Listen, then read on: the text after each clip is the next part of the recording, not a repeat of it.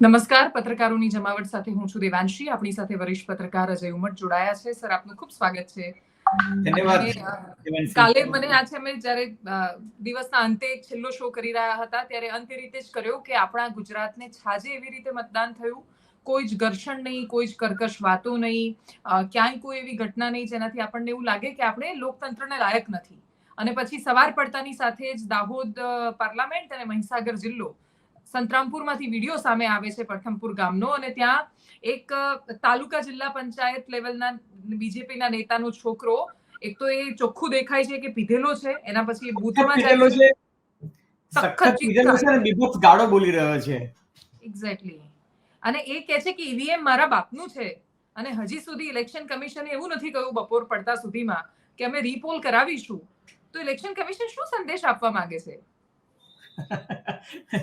Election commission તો ગઈકાલ રાત સુધી આંકડાઓ અપડેટ કરવામાં જ બહુ બિઝી રહ્યું.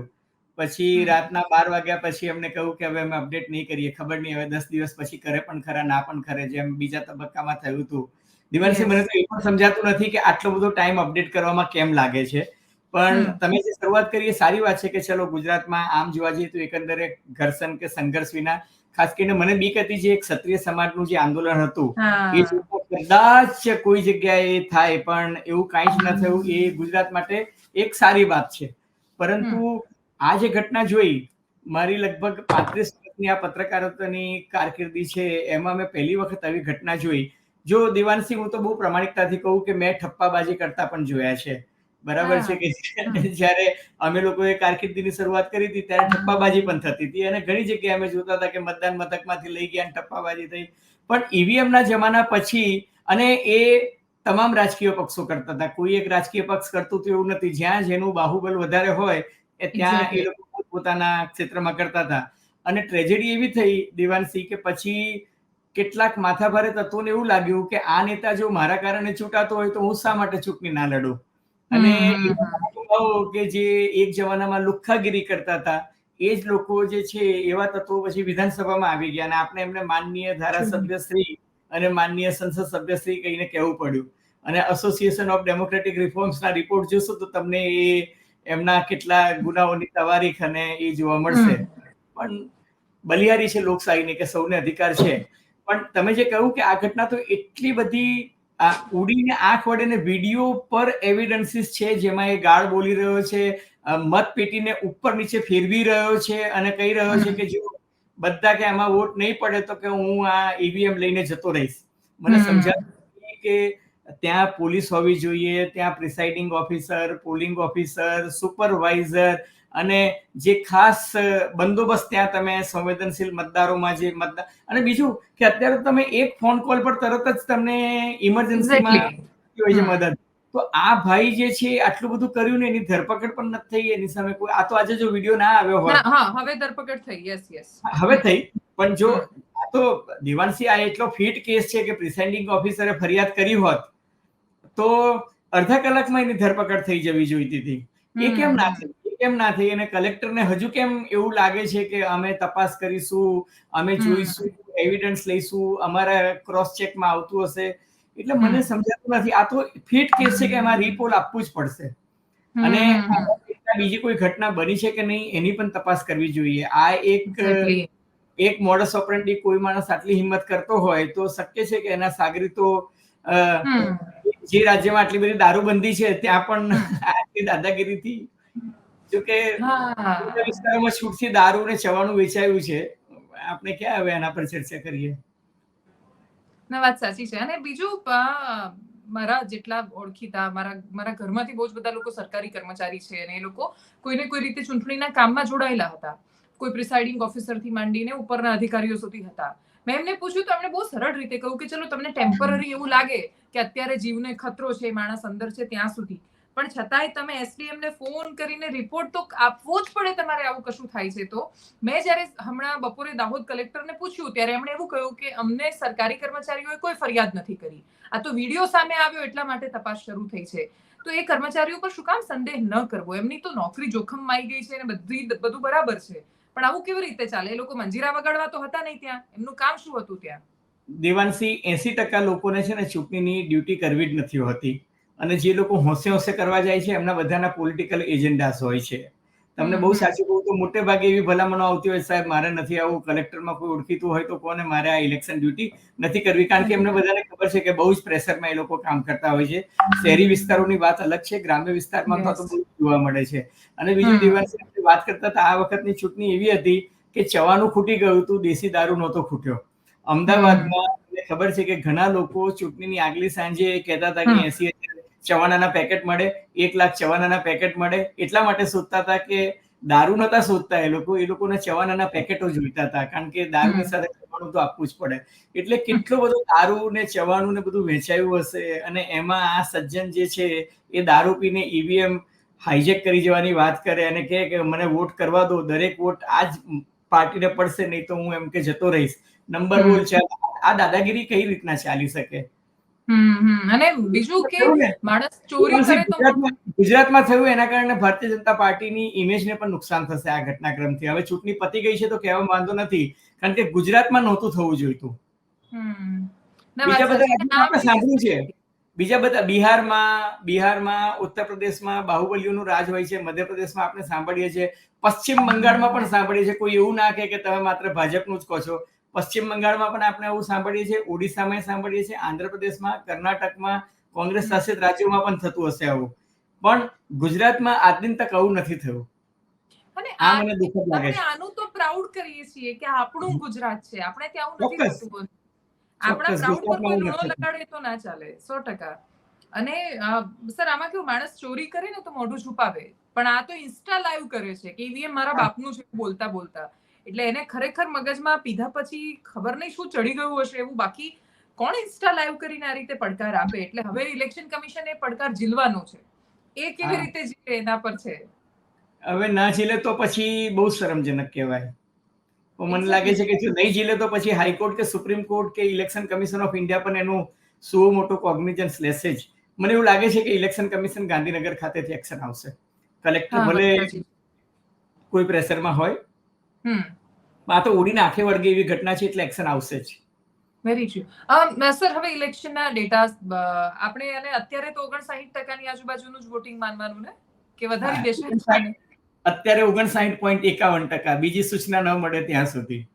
એટલે કાલે તો દેવાંશી 4 કલાક સુધી આપણે 55.24%, પછી ધીરે ધીરે વધે 55.96%, પછી 56.1, 56.29, 56.04 એવી રીતના વધતું હતું. અને છેલ્લે રાતના જે આવ્યું એ 59.51% આવ્યું. પછી વેબસાઇટ અપડેટ નથી થઈ. હા. એટલે આમાં મારે પર્ટિક્યુલરલી, જો કે ઇલેક્શન કમિશને પોતાની સેફ સાઇડ માટે પેલું એપ્રોક્સિમેટ ટ્રેન્ડ એવા વોટરમાર્ક લગાવીને રાખ્યા છે વેબસાઇટ પર, પણ મારે આંકડામાં કન્ડિશન અપ્લાય એમ હેશટેગ મારીને એના જેવું છે. હા, વાત સાચી, ફૂંદડી લગાડી દીધી છે, આંચ નહીં આવવા દઈ. વોટિંગ શહેરોમાં ઓછું થયું છે. મારે ભરૂચથી સમજવાની શરૂઆત કરવી છે સર, કેમ કે કલ્પના થઈ શકે કે ડેડિયાપાડાએ 84% વોટિંગ કરી નાખ્યું છે, ઝઘડિયા 77% ઉપર વોટિંગ કરે છે, અને સામે ભરૂચ અંકલેશ્વરનો આંકડો ભરૂચની સરખામણીએ ઓછો છે. ઓલ ઓવર જોઈએ તો 2019 ને 14ની સરખામણીએ પણ ખાસ્સું વોટિંગ ઘટ્યું છે ભરૂચમાં, પણ ડેડિયાપાડા ઝઘડિયામાં જબરદસ્ત છે. તો આ પેટર્ન તો ચૈતર વસાવાને ફેવર કરી રહી છે. આ પેટર્ન 100% ચૈતર વસાવાને ફેવર કરી રહી છે. પણ હું તમને કહું કે ચૈતર વસાવા જે છે, દરેક લોકસભા કોન્સ્ટિટ્યુન્સીમાં 7 એસેમ્બલી સેગમેન્ટ હોય છે. હવે તમે જુઓ કે ચૈતર વસાવાનો જે સ્ટ્રોંગેસ્ટ એરિયા છે એ ડેડિયાપાડા છે, સાગપારા છે, નેત્રંગ છે અને ઝઘડિયા છે. અહીંયા મતદાનની ટકાવારી જે છે એ જબરજસ્ત થઈ છે. સામા પક્ષે ભરૂચ, કરજણ, જંબુસર, અંકલેશ્વર, હાંસોડ, કાવી, કંથારિયા, આ જે આખો એરિયા છે ત્યાં મતદાનની ટકાવારી ઘટી છે. ત્યાં મુસ્લિમ મતો પણ છે. હવે તમે જુઓ કે ચૈતર વસાવાની ફેવરમાં જે મુદ્દા જાય છે એ છે કે ડેડિયાપાડા, સાગબારા, નેત્રંગ અને ઝઘડિયા એ બધી જગ્યાએ જબરજસ્ત મતદાન થયું છે. કારણ કે પછીથી આગળનો વિસ્તાર પાછો છોટાઉદેપુર તરફ જતો રહે છે. આ બાજુનો વિસ્તાર છે એ ભરૂચમાં આવે છે. એટલે એનો જે વિસ્તારમાંથી એ વિધાનસભાની ચૂંટણી જીત્યા ત્યાંથી અને આજુબાજુના વિસ્તારમાંથી એને ફાયદો થયો છે. બીજું કે છોટુ વસાવાના 2 સંતાનોએ જે મતદાનમાં ભાગ પડાવવાની કોશિશ કરી, એમાં એ લોકો બહુ કામયાબ થતા દેખાતા નથી થતા. પણ કોંગ્રેસના કાર્યકરો પણ એટલા બધા સક્રિય નથી ચૈતર વસાવાની તરફેણમાં. દાખલા તરીકે અહેમદભાઈના સુપુત્રી જે છે મમતાજ મેડમે એવું કહ્યું कि चैतर को मेरी जरूरत नहीं लगती है इसलिए मैं नवसारी चली गई हूँ. બરાબર છે. એટલે એ ચૈતર વસાવાના સંદર્ભમાં એ ઓપનલી કેનવાસિંગ કરવા તો નહોતા જ આવ્યા અને એને એવું કીધું કે દેખો नियति ने क्या हस्न कर दिया है कि हम खुद अपनी पॉलिटिकल पार्टी को वोट नहीं दे पाएंगे इस बार. એટલે એની જે નારાજગી હતી કોંગ્રેસ પાર્ટીની એક અહેમદભાઈ જેવી હસ્તીની સુપુત્રીની એની નારાજગી ચોક્કસ દેખાતી હતી. પણ અલબત્ત એ કોઈ પણ સંજોગોમાં ભાજપને મતદાન તો ન જ કરે. પણ મુસ્લિમ મતો જે છે એ જોઈએ એટલા સક્રિય પણ નહોતા. જો એ વધ્યું હોત તો દેવાંશી તમને ભરૂચમાં વધવું જોઈતું હતું.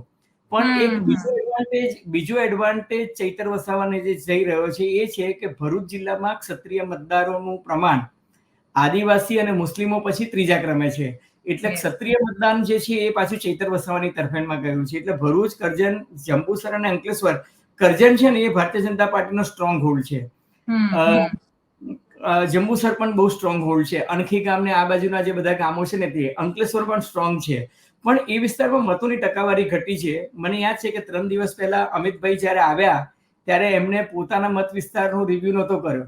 એમને ભરૂચનો રિવ્યુ કર્યો હતો, એમને વલસાડનો રિવ્યુ કર્યો હતો, એમને બનાસકાંઠાનો રિવ્યુ કર્યો હતો, સાબરકાંઠા, પાટણ અને સૌરાષ્ટ્રની 2-3 બેઠકો જે એમને ચિંતાજનક લાગતી હતી એમાં ભરૂચ એમની પ્રાયોરિટીમાં હતું. એટલે ભાજપે પૂરી તાકાત લગાડી છે કે ચૈતર વસાવા ત્યાં ન જીતે.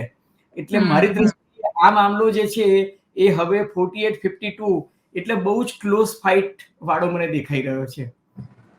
નહીં 100%. અને ભરૂચની તો મતદાનની પેટર્ન પણ એટલી ક્લોઝ ફાઇટ વાળી દેખાય. 5 દિવસ પહેલા ચૈતર વસાવા સાફ જીતતો તો ગઈકાલે તમે જુઓ તો હું તમને કહું 48-52 પર આવી ગયું છે.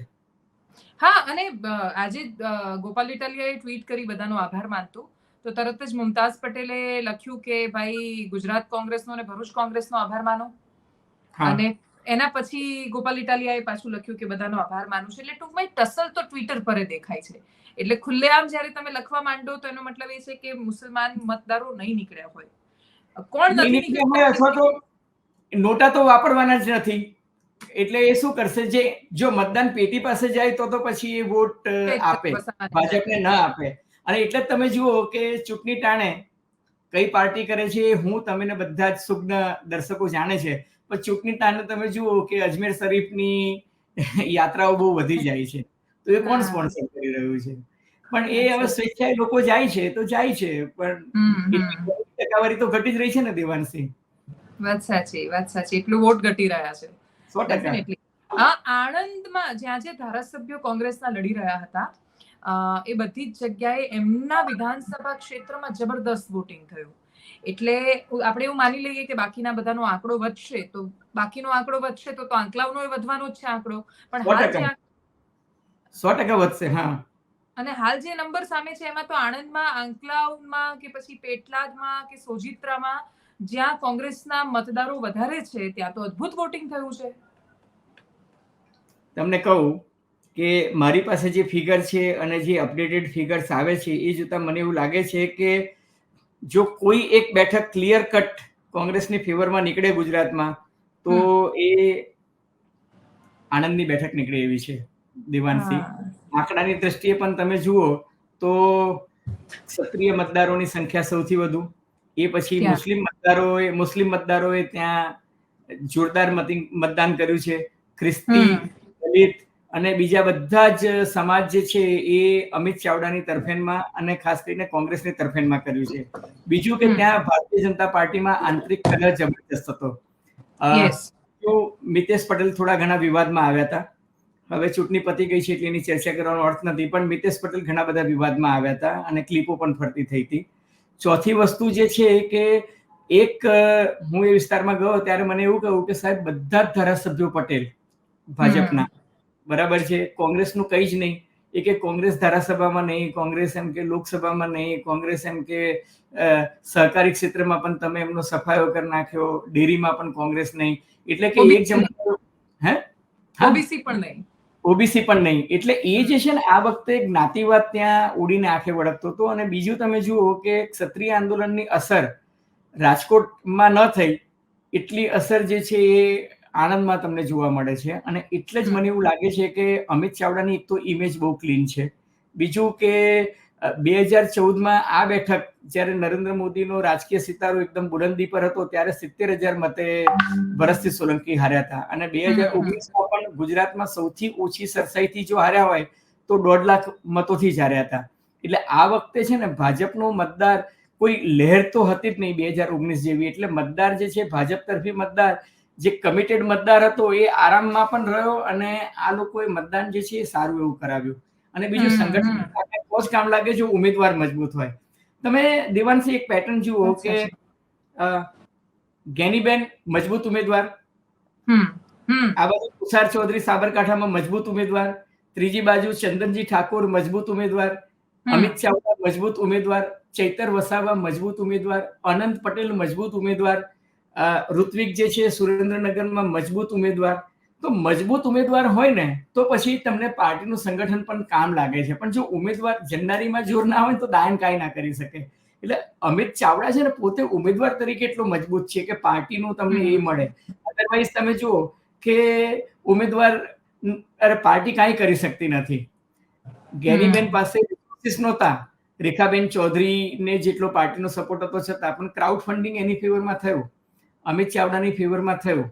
અને ક્યાંક મને એવું લાગે છે કે લોકો આ ચૂંટણી લડી રહ્યા હોય ને એટલો બધો સ્વયંભૂ, તમે બીજા પણ બધા આપણે એની ચર્ચા કરીશું ત્યારે હું તમને કહીશ કે સ્વયંભૂ લોકો નીકળ્યા છે બહાર અને ભારતીય જનતા પાર્ટીએ તાળીઓ વગાડવી પડી છે. ભારતીય જનતા પાર્ટીનું management, booth management, micro management, દરેક પેજ મેનેજરને જવાબદારી આપી હતી કે 5-5 લાખની લીડ તમારે લાવવાની હોય તો બેન મને એ સમજાવો કે અમદાવાદ પૂર્વ, અમદાવાદ પશ્ચિમમાં 54% મતદાન કેમ જોવા મળી રહ્યું છે? એનો અર્થ એ કે તમારા પેજ મેનેજરો અને બૂથ મેનેજરો એક્ટિવ નથી. અમિતભાઈ શાહ જે છે આખા રાષ્ટ્રની જવાબદારી સંભાળે છે અને હું ચોક્કસ એવું માનું છું કે એમને પોતાના લોકસભામાં બહુ સરસ, લોકસભા મતક્ષેત્રમાં બહુ સારું કામ કર્યું. છતાં પણ અમિતભાઈએ પણ જો બૂથ વિઝિટ કરવી પડે, પણ જો બૂથ વિઝિટ કરવી પડે અને કહેવું પડે કે ભાઈ મતદાનની ટકાવારી વધારો, અને છતાંય ગઈ વખતની સરખામણીમાં મતદાનની ટકાવારી નથી વધી અમિતભાઈના પોતાના મત વિસ્તારમાં. CR પાટીલના મત વિસ્તારમાં નથી વધી. બંનેની 59% જેટલી છે, 59 પોઈન્ટ સમથિંગ. અને ઘટ્યું છે એટલે અત્યારનો આંકડો સાચો માનીએ તો ઘટ્યું છે બંનેનામાં. હા, ઘટ્યું જ છે. ઘટ્યું છે, મેં જોયા છે, બંનેના ફિગર જોયા છે. હા, સરખામણી વાળો જે છે ખાસું ઘટેલું બતાવે છે. એ નવસારીમાં તો 9% જેટલી ગેપ પડી ગઈ છે. જો ગાંધીનગરમાં 2019માં 69.3%, આ વખતે 59.19% છે. 2014માં આજ ગાંધીનગર 65.5% બતાવે છે. એટલે આ વખતે જો અત્યારના ચૂંટણી પંચના આંકડા સાચા માનીએ તો 10.11% માઇનસ જે છે એ ગાંધીનગરમાં બતાવે છે. અને નવસારી ફિગર જુઓ તો ગઈ વખતે 69.2 હતું, આ વખતે 59.66 થયું. એટલે 9.54% ઓછું બતાવે છે. હવે આ તો CR પાટીલનો મત વિસ્તાર છે. આપણે અમિત CR પાટીલની વાત એટલા માટે કરીએ છીએ કે આ બે ગુજરાતના દિગ્ગજ નેતાઓ છે અને આ બંને જે છે એ ટોપ 10 માં આવવાના છે. બરાબર છે. બંને પોતપોતાની લીડ જે છે એ 7-8 લાખથી 11 લાખ સુધી લાવવાની વાત કરી રહ્યા છે અને એમની સામેના ઉમેદવારો પણ એટલા મજબૂત નથી. તો મતલબ ખાલી કચ્છમાં જ વોટિંગ વધ્યું છે 1-1.5% જેટલું. બાકી બધી જગ્યાએ ભયાનક બહુ જ મોટો ડાઉનફોલ છે. અમદાવાદ પૂર્વમાં પણ 11.5% જેટલું ઘટ્યું છે. 12.5% બારડોલીમાં ઘટ્યું છે. 11.5% વડોદરામાં ઘટ્યું છે. પણ ઘટ્યું છે દેવાંશી. હા, યસ, દાહોદમાં પણ ઘટ્યું છે 12.5%. બારડોલીમાં 12.41% અને દાહોદમાં 12.34%. વડોદરામાં ઘટ્યું છે. તો ઘટેલું શું સૂચવે છે? તમે જુઓ શહેરી વિસ્તારોમાં મતદાન જે છે એ ઘટ્યું છે. હવે સાબરકાંઠામાં ઘટ્યું છે ને, તો તમે જુઓ કે સાબરકાંઠામાં ઘટ્યું છે એમાં ભાજપને ડિસએડવાન્ટેજ દેખાય છે મને. કેમ કે ખેડબ્રહ્મામાં વધારે છે. હું એ જ કહી રહી છું કે તો ખેડબ્રહ્મા તો કોંગ્રેસનો વિસ્તાર છે. ખેડબ્રહ્મા છે, ભિલોડા છે, એ તમે જુઓ કે આપણે સાબરકાંઠા પર આવીએ તો સાબરકાંઠા છે ભીખાજી ઠાકોરને અથવા તો ભીખાજી ડામોર, સરનેમનો વિવાદ છે, વિચારું છું ભીખાજી ઠાકોર કે ભીખાજી ડામોર, એને દીધી હોત તો દેવાંશ કોઈ ઇસ્યુ નહોતો. આરામથી આ બેઠક જે છે ભારતીય જનતા પાર્ટી જીતી જ જવાની હતી. પણ તમે ઉમેદવાર બદલ્યા, રાતોરાત એવા ઉમેદવાર મૂક્યા કે જે ભારતીય જનતા પાર્ટીના પ્રાથમિક સદસ્ય પણ નહોતા, ભૂતપૂર્વ ધારાસભ્યના ધર્મપત્ની હતા. હવે એ બેન જે છે એમને તમે ત્યાં મૂક્યા, એના કારણે જે વિવાદ થયો, પછી પ્રફુલ્લ પટેલની છાવણી અલગ થઈ ગઈ, રમણ વોરાની છાવણી અલગ થઈ ગઈ, પછી પ્રફુલ્લ પટેલ તરફી છો કે રમણ વોરા તરફી છો કે ભાજપ તરફી છો, છાવણીઓ ત્યાં થઈ ગઈ. અને હવે જે મતદાનની પેટર્ન તમે જુઓ તો મોડાસા, ખેડબ્રહ્મા અને ભિલોડા, અરવલ્લીનો પટ્ટો, અરવલ્લીનો પટ્ટો, યસ. પણ આ ત્રણ જે છે ને એ અમરસિંહ ચૌધરી અને નિશાબેનના સમયથી વફાદાર કોંગ્રેસનો બેલ્ટ છે, બરાબર છે. હવે તમે અરવલ્લીનો બેલ્ટ કીધો છે એટલે તમને કહું કે અરવલ્લી અને સાબરકાંઠાનો જે આખો બેલ્ટ છે ને એ બધામાં જેટલા આદિવાસી મતદારો છે ને એ તમામ આદિવાસી મતદારો મહદ અંશે તુષાર ચૌધરી પાસે ગયા છે, બરાબર છે. હવે ભારતીય જનતા પાર્ટીને ફાયદો ક્યાં થાય તો 3 બેઠકો એવી છે, પ્રાંતિજ, હિંમતનગર અને બાયડ. નહીં, ઈડર પર નથી આવતો. પ્રાંતિજ, હિંમતનગર ને બાયડ, આ 3માં ભાજપને ફાયદો છે. આ 3 જે છે ભાજપના સ્ટ્રોંગ હોલ્ડ છે. પણ દિવાનસિંહ, આ 3માં મતદાનની ટકાવારી મોડાસા, ખેડબ્રહ્મા અને ભિલોડાની સરખામણીમાં ઓછી થઈ છે, એટલે ભાજપના ઉમેદવારને ડિસએડવાન્ટેજ દેખાઈ રહ્યો છે, કોંગ્રેસના ઉમેદવારને ત્યાં એડવાન્ટેજ દેખાઈ રહ્યો છે. ક્યાં? તો મોડાસા, ખેડબ્રહ્મા અને ભિલોડામાં.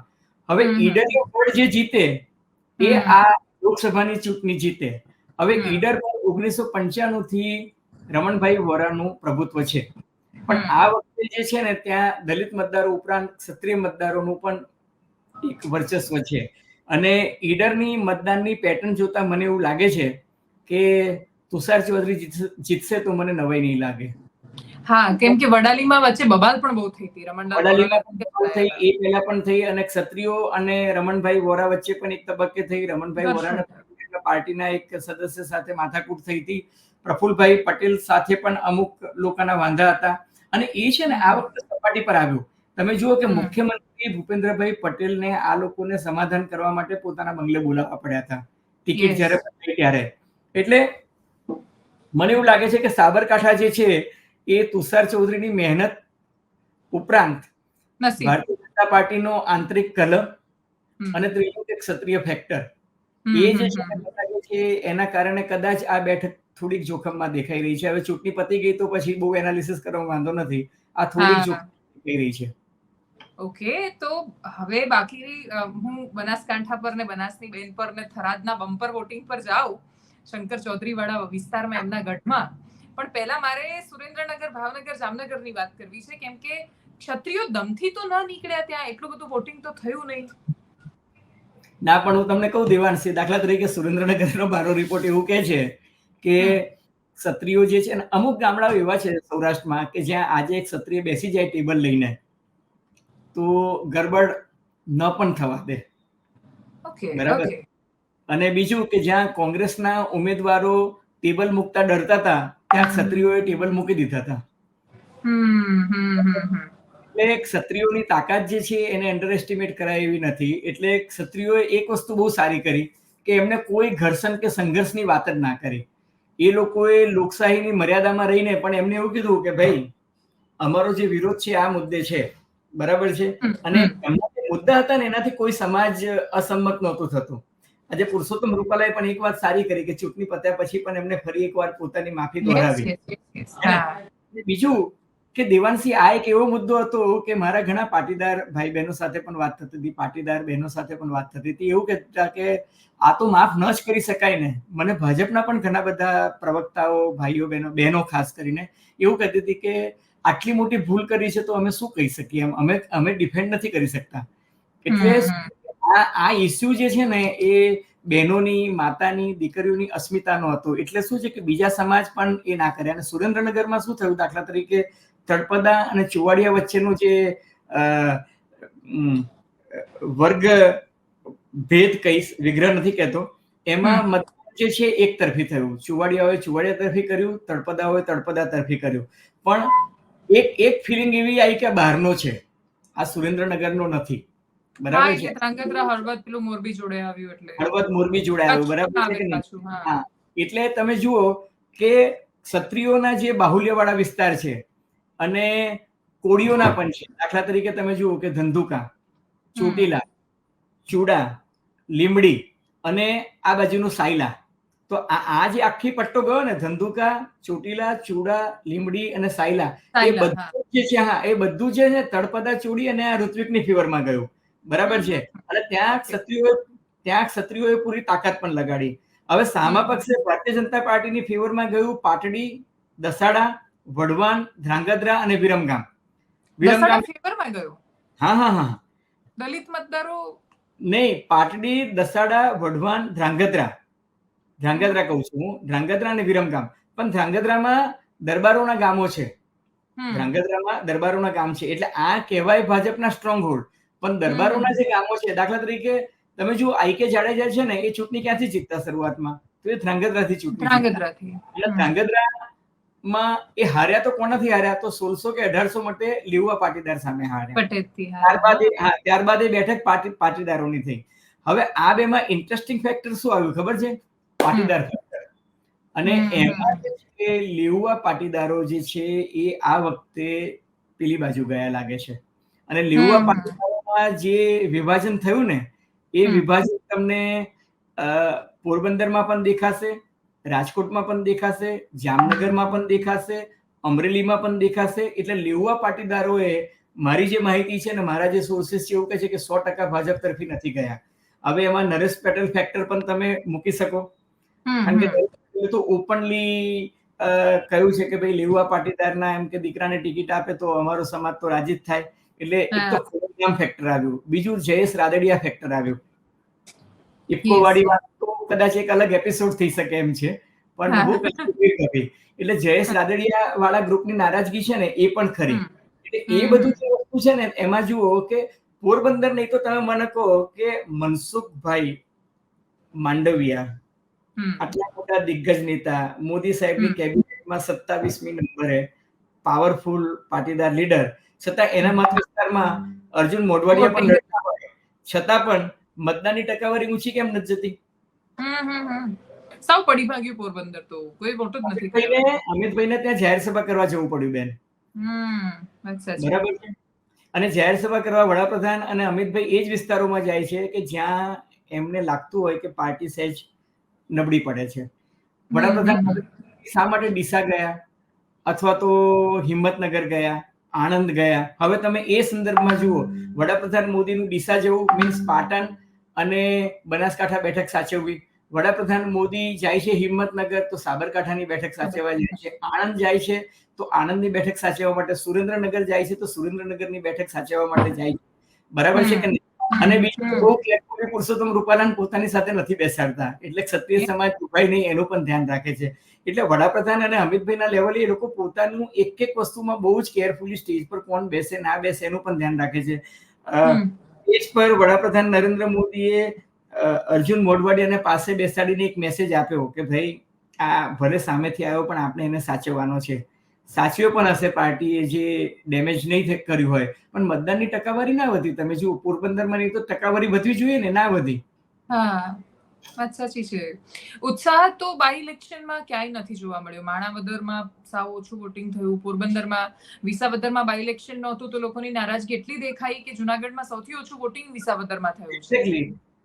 એટલે ત્યાં ચિરાગ ના હોત તો ખંભાતમાં પણ ના વધ્યું હોત. એક વ્યક્તિએ જો સૌથી વધારે બાય ઇલેક્શનમાં વોટિંગ મેનેજ કર્યું હોય તો સીજે ચાવડાએ કર્યું છે વિજાપુરમાં.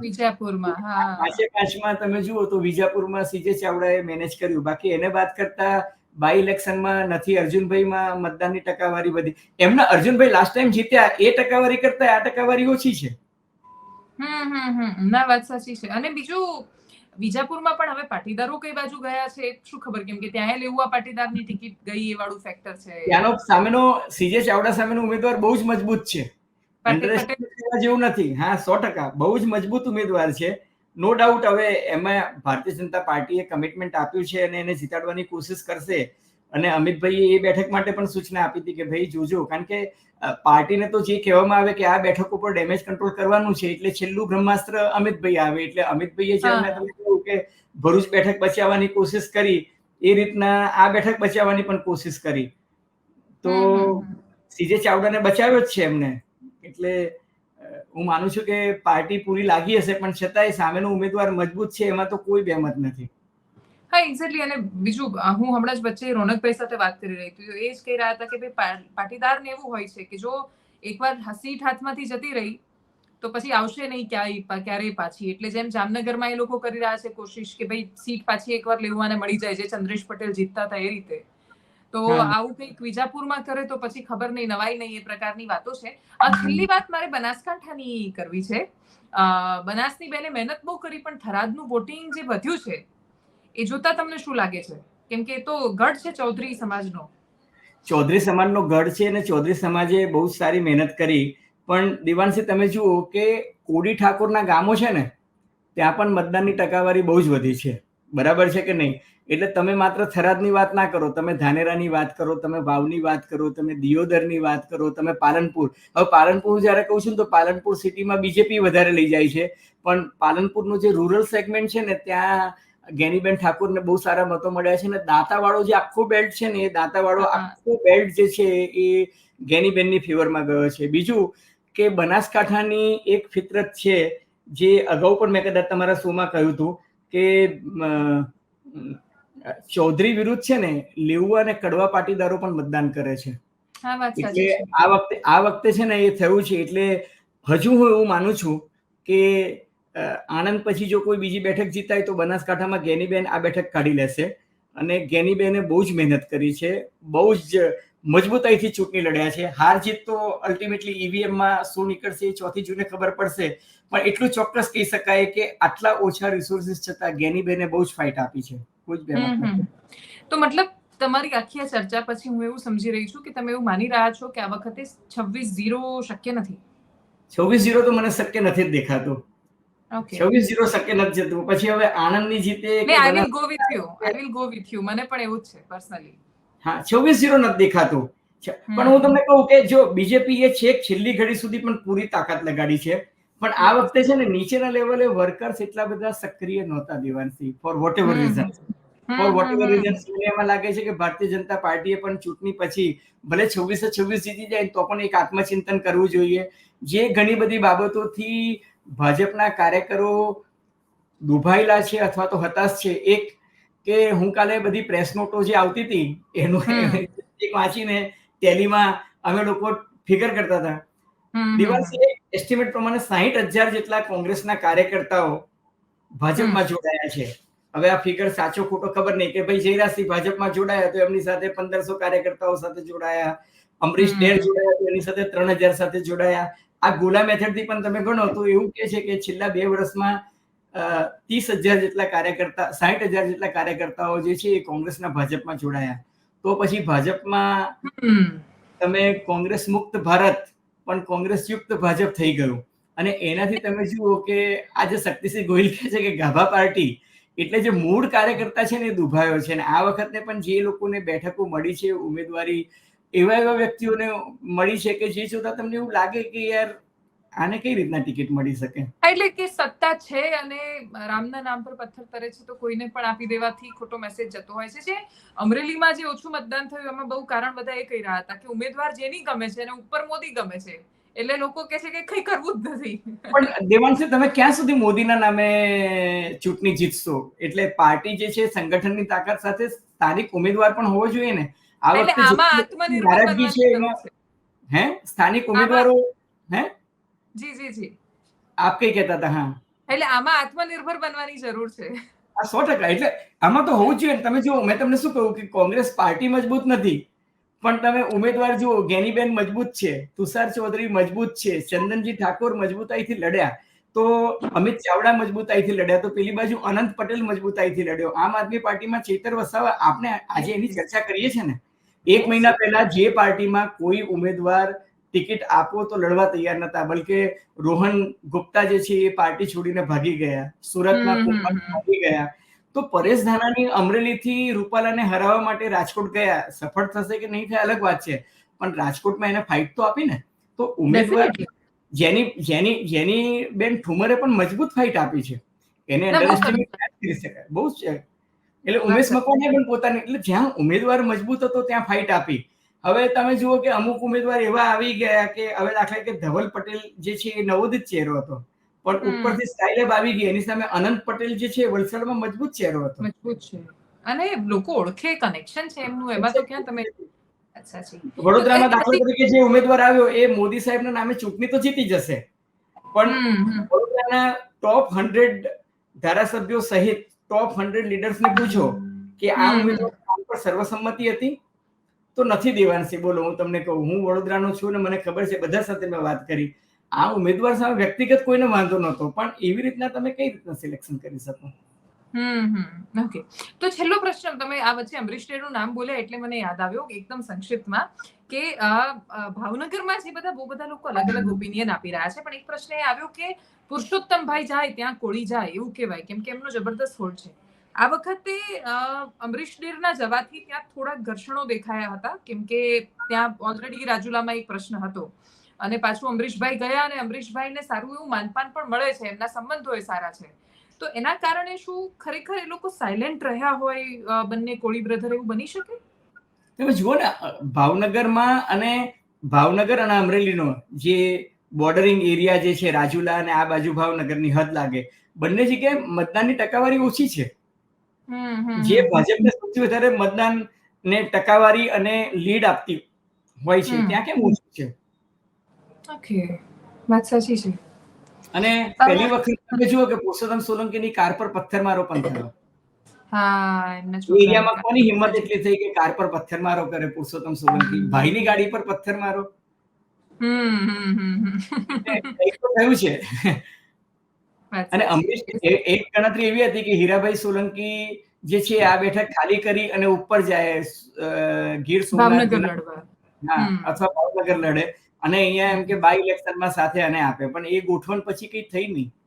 ના, ને એમને પોતાની મરજી નહોતી. એ તો એવું કહેતા હતા કે ભાઈ હું મારા વિસ્તારમાં ખુશ છું, મને વાંધો નથી, એટલે એ રાજુલા ખાલી કરવાની ઈચ્છા હતી નહીં એમની, એટલે એ ઈચ્છા જળવાઈ એમની. અમરીશ ડેરનું શું? હવે નેક્સ્ટ ઇલેક્શનમાં ચૂંટણી બાબુ બોખીરિયાનું શું? આજે અર્જુન મોઢવાડિયા ચૂંટાઈ જશે ને કેબિનેટ મિનિસ્ટર બની જશે, તો બાબુ બોખીરિયાનું ભાવિ શું? ના, એટલે તો એ હિસાબથી તો હીરા સોલંકીનું પણ શું? તમે હીરા સોલંકીનું પૂછો છો તો હું તમને દિનુ બોગા સોલંકીનું પણ પૂછું છું કે ચૂંટણીના આગલા દિવસે યોગાનું યોગ જ હશે કે ચૂંટણીના આગલા દિવસે એમને હાઈકોર્ટમાંથી છુટકારો મળી ગયો. બિલ પર જ હતા, પણ હવે એમનું પણ શું પોલિટિકલ, હવે તો એ ચૂંટણી લડવા માટે કોમ્પિટન્ટ છે. હા, અને બીજો એક વિચારે કે અમિત જેઠવાને માર્યો કોણે? તો પોલીસ તો પછી ખબર જ નથી. એટલે અમુક વાર તો ખરેખર આમ ઘણું બધું મજાક જેવું થતું હોય છે, પણ છતાંય બધું સર્વવિદિત હોવા છતાં કોઈ કશું જ નથી જાણતું એમ માનીને ચલાવે રાખે છે. વાત સાચી. Thank you so much for joining us. Thank you so much. Bye. Good day. All the best. Thank you.